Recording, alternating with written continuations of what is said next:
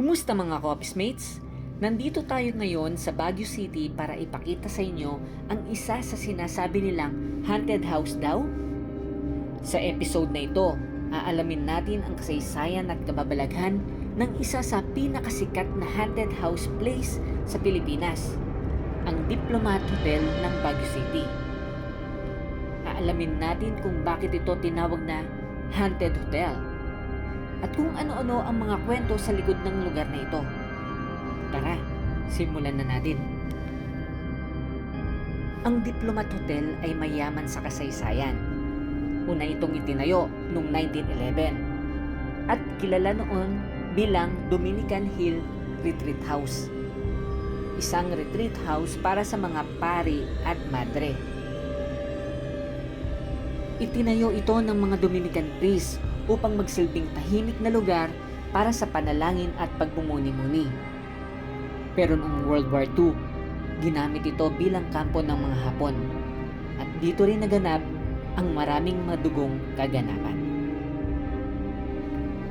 Siya nga pala mga ka-office mates, ang gusaling ito ay may European-inspired na architecture, kaya talagang napaka-eleganteng tingnan. Ngunit ang kasaysayan nito ay puno ng trahedya at mga pangyayari na nag-iwan ng bakas sa lugar. So, paano nga ba naging haunted house ang Diplomat Hotel?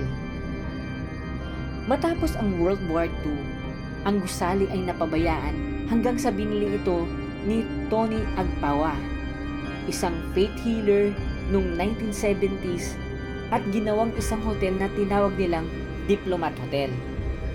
Dahil sa mga kwento ng faith healing sessions at mga kababalaghan sa lugar, mas lumakas ang mga kwento ng pagiging haunted nito. Regarding naman tayo sa mga kwentong kababalaghan, may mga bisita daw dito at mga lokal na nakaranas ng iba't ibang paranormal activities. Naririnig daw nila ang mga iyak at hiyaw ng mga nawalan ng buhay noong panahon ng digmaan. Ang pinaka-popular dito na kwento ay tungkol sa mga anino na lumilitaw sa mga bintana ng gusali, lalo na kapag gabi. Kung kwentong kababalagan naman ang ating pag-uusapan, may mga bisita at mga lokal na nakaranas ng iba't ibang klaseng paranormal activities dito. Naririnig daw nila ang mga iyak at hiyaw ng mga nawalan ng buhay noong panahon ng digmaan. At isa sa pinaka-popular na kwento ay tungkol sa mga anino na lumilitaw sa mga bintana ng gusali, lalo na kapag gabi. May mga kwento rin na may nakikita silang white lady o mga pari na naglalakad sa paligid ng hotel.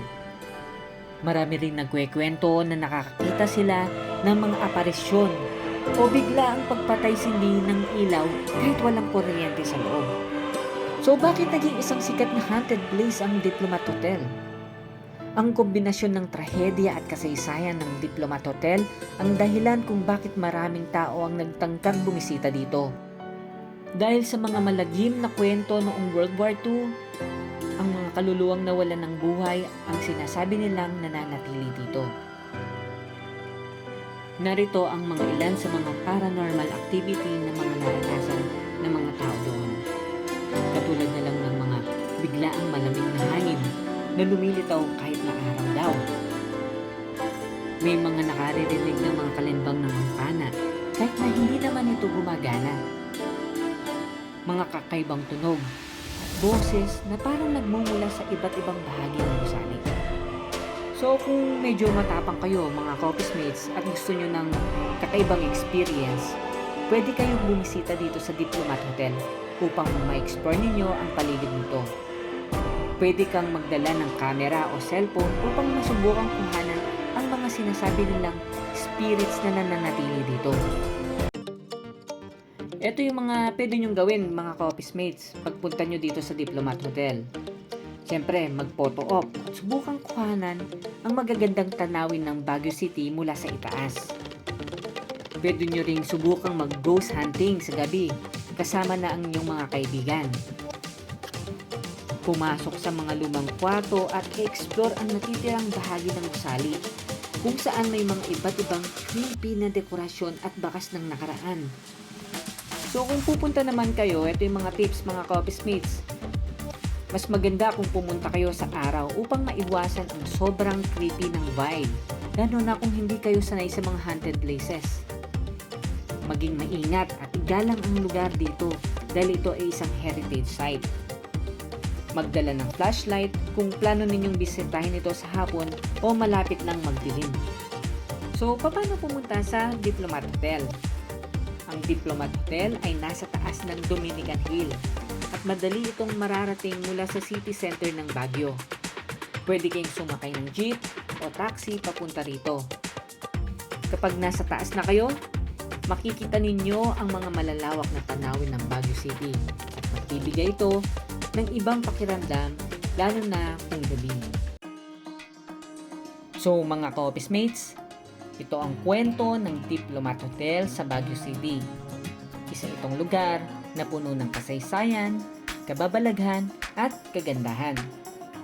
Kung gusto nyong maranasan ang mga kwento ng misteryo at makakita ng tanawin, pumunta na sa Diplomat Hotel.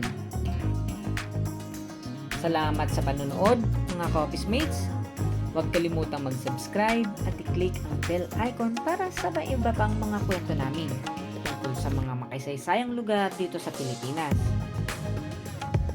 So mga ka-office mates, ano pang hinihintay nyo? Tara, log out na!